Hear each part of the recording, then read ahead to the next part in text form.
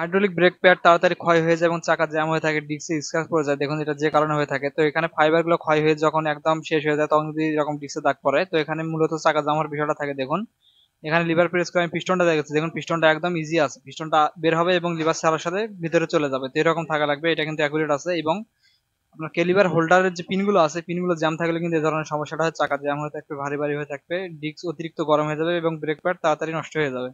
তো এই ক্যালিবারটা কিন্তু সমস্ত কিছু ওকে আছে, হোল্ডারটা ঠিক আছে। তো এখানে আরেকটা মূলত যে বিষয় হয়ে থাকে সেটা হচ্ছিল বর্ষাকালে আপনার হাইড্রোলিক ব্রেক প্যাড তাড়াতাড়ি নষ্ট হয়ে যায়। এটার মূলত যে কারণটা হয়ে থাকে, তো দেখতে পাচ্ছেন ডিস্কে এবং বাইকটাতে দেখুন অনেকটা বালি।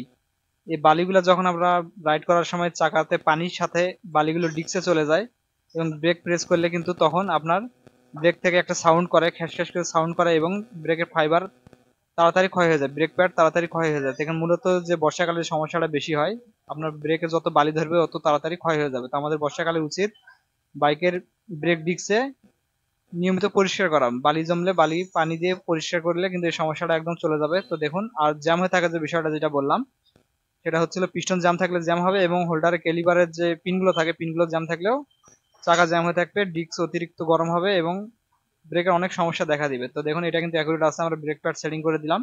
তো এইভাবে কাজ করলে একদম অ্যাকুরেট থাকবে। তো ভিডিওটা কেমন লাগলো অবশ্যই জানাবেন, পেজটা অবশ্যই